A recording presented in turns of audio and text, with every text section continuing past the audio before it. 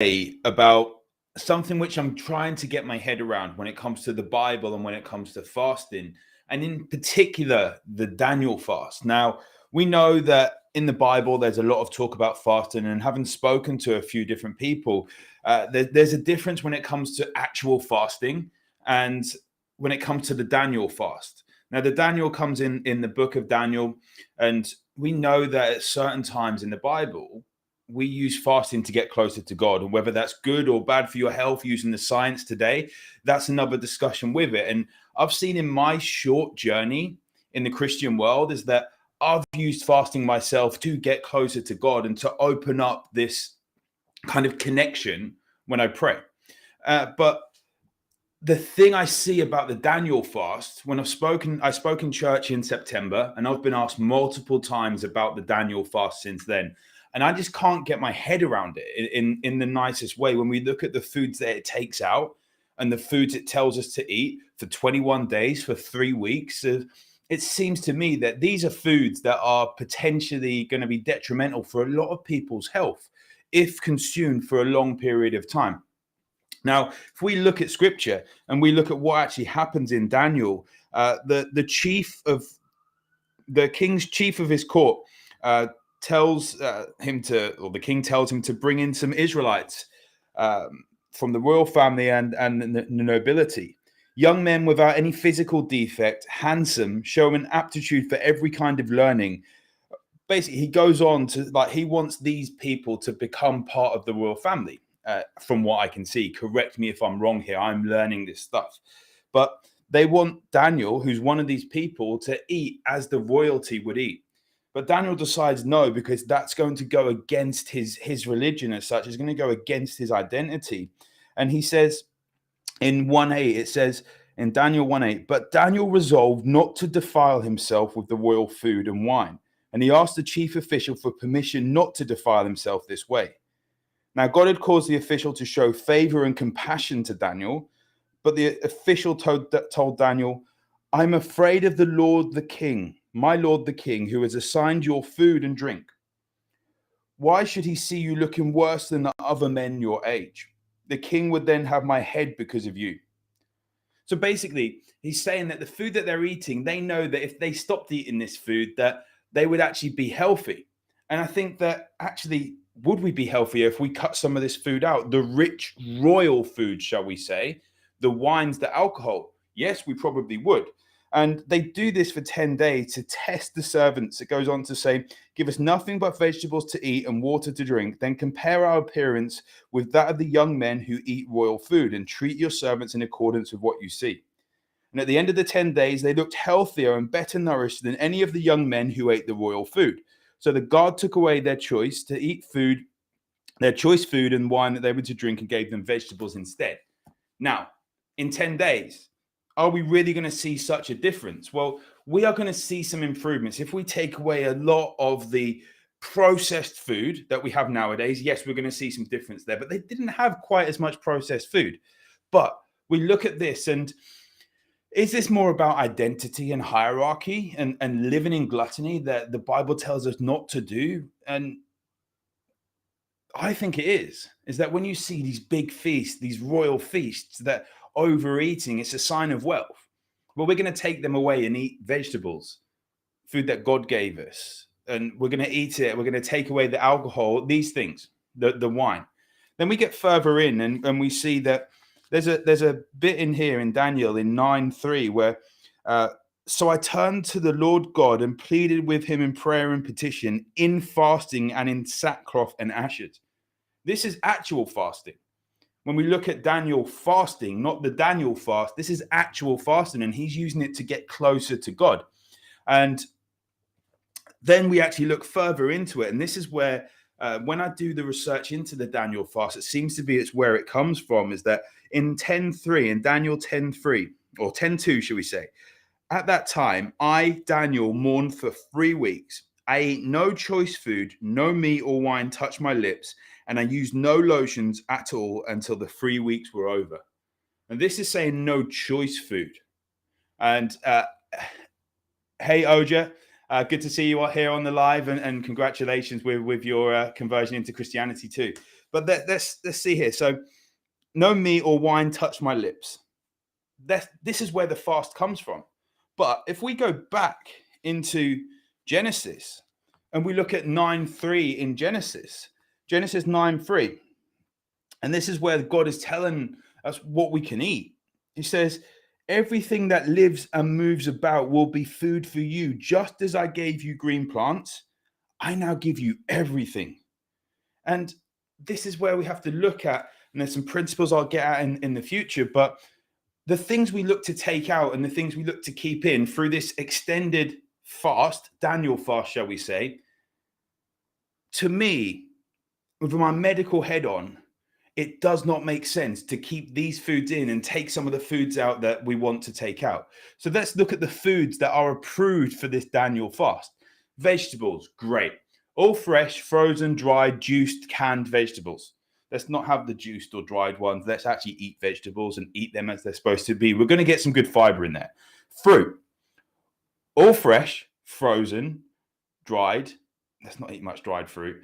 Let's not eat juiced fruit or canned fruit. Now look at the preservatives potentially that they're in there. Whole grains. And this is the one that gets me. We look at amaranth, barley, brown rice. Now, brown rice over white rice, this is a debate that people have a lot, but I personally see so many more people react with brown rice than white rice because the husk that it's in, a lot of people can't digest the fiber. But remember, this is before a lot of processing came in. We look at the last 50, 60 years of food. There's been more processing in the last 50, 60 years than in the last thousands of years. And that's something we have to take into account here. Then we look buckwheat, bulgur, millet, freekeh, oats, purple rice, wild rice, whole wheat, spelt, forum, rye, quinoa. Then there's beans and legumes. Black beans, garbanzo beans, kidney beans, lentils, peanuts, pinto beans, split beans, black-eyed peas. You get the picture with this. Oils, coconut oils are okay. Olive oils, sesame oils. And then it says, but not for deep frying. Nuts and seeds. Almonds, Brazil nuts, cashew, sunflower seeds, these nuts and seeds, the unleavened bread. So we can have bread on that, but you can't have yeast with it. Herbs, spices, seasons, beverages. Some fruit juice, some sweetened, unsweetened, non-dairy milk. Foods not approved for the Daniel fast. Alcohol, I get that. Added sugars, I get that. Foods of added sugars are prohibited. Agave, artificial sweeteners, brown sugar, cane juice, corn syrup, honey, sorghum, molasses.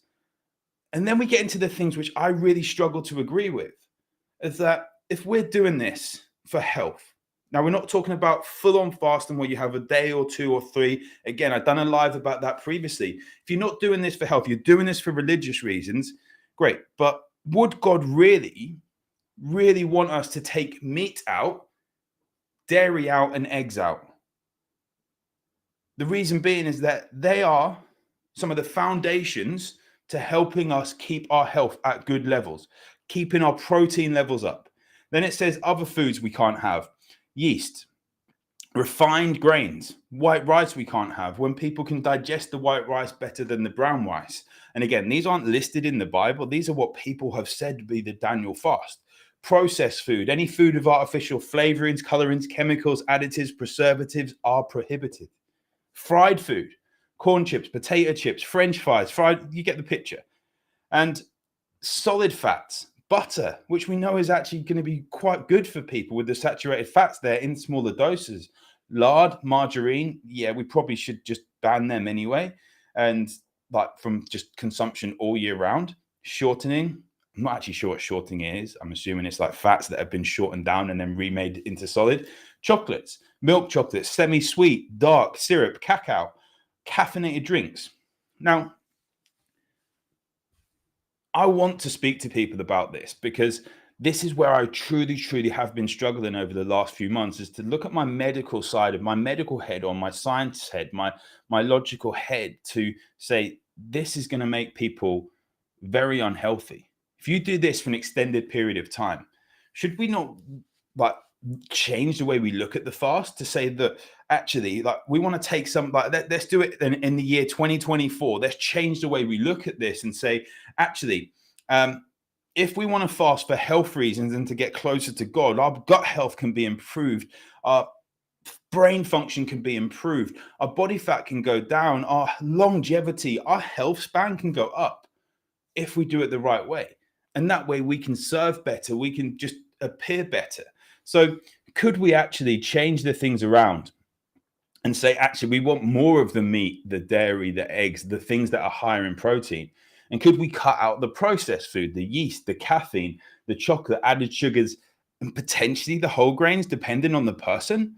And as long as we're getting good levels of fiber, that what happens in a world where we promote for extended periods of time, taking out the nutrient that I've found over years of working with people, the nutrient that helps people with their health, protein. And that's not to say we're looking at protein as this muscle building side. We're looking at protein as this foundation of health. Of that, so many times I see people that are pre-diabetic, they're on the road to type 2 diabetes, or they're actually suffering from type 2 diabetes. They're suffering from insulin resistance. And this is probably one of the most common things I see in clients, whether it's people that are overweight or people that are just seriously stressed out in the world we live in, that if we then go for a long period of time with severely low protein and then increase our whole grains, which are going to, and yes, there's going to be fiber in them, but increase our fruit and these sorts of things, is that going to be detrimental to our health? It potentially will be.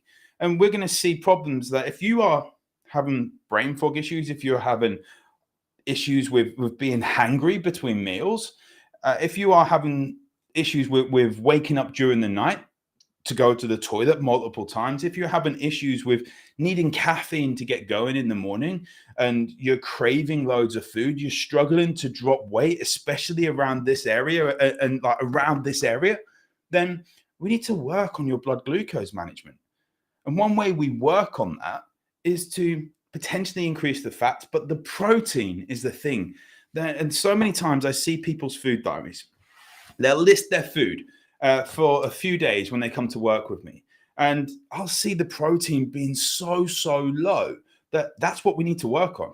We can go all these crazy diets and all these different things and add these supplements and spend hundreds on there, but that's all good. But you're not getting the protein in. That is one of the things that is going to stabilize your glucose management. Someone asked me, what's the best type of fasting to lose weight? Well, the fasting that allows you to be in a calorie deficit. But it's easier to stay in a calorie deficit if we're getting enough protein, which is spread throughout the day and balancing our blood glucose levels.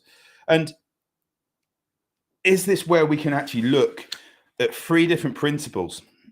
Now, I really should have checked where I got these from because I can't remember where I got them from. So I apologize if I've just butchered these from things, but I truly agree with this. And this is when we look at food from the way God gave it to us. The principle 1 is eat single ingredient foods, the ones that God called good. Remember what God said, if something lives or grows, like they're the things that we can eat. And principle 2, eat them as close to the way God designed them. Principle 3, which is, I think, the hardest thing that we've got to reverse in this day and age, is don't get addicted to food. Because we need certain foods, and I get this of that choice foods. When Daniel comes to his fast and says, I ate no choice foods. Yes, like maybe we've gone too far down that road of eating choice foods, of not wanting to get into discomfort and eating for fuel. People say like food should be fun. Food is fuel. And this is not to say that I don't like a bit of chocolate or some processed foods here and there, and I like a little bit of ketchup and all this sort of thing, but food is fuel. It's the thing that's going to allow us to show up, whether you're religious or not. Probably if you're not religious, you're not going to be watching right now because you probably have switched off and wanted to slap me. But it allows us to show up as the best version of ourselves when we have the right fuel type in there and we have the right amounts in there. If you go and flood your engine with fuel, you're going to have problems. If you go and put diesel in a petrol, you're going to have problems. We've seen that analogy over and over again. If we show up with the right type of fuel, we can serve in the best way possible. It's something to think about. Now, as I say, and as I said at the start, this is just something that I'm working my head around. So if you need support with your health, with your food side of things, drop me a message. Now, Is it that it's on a religious point or anything like that? I don't know, but I know that I am absolutely amazing at what I do with helping people with their health through making sure they're getting the right nutrition and the right lifestyle factors in there. So message me if you need some support. And if you've got some questions on this, if you've got some things you want to add to this, message me again. Let's chat through, because I want to learn more about this stuff as well. I'd love to know your views. Thank you for watching.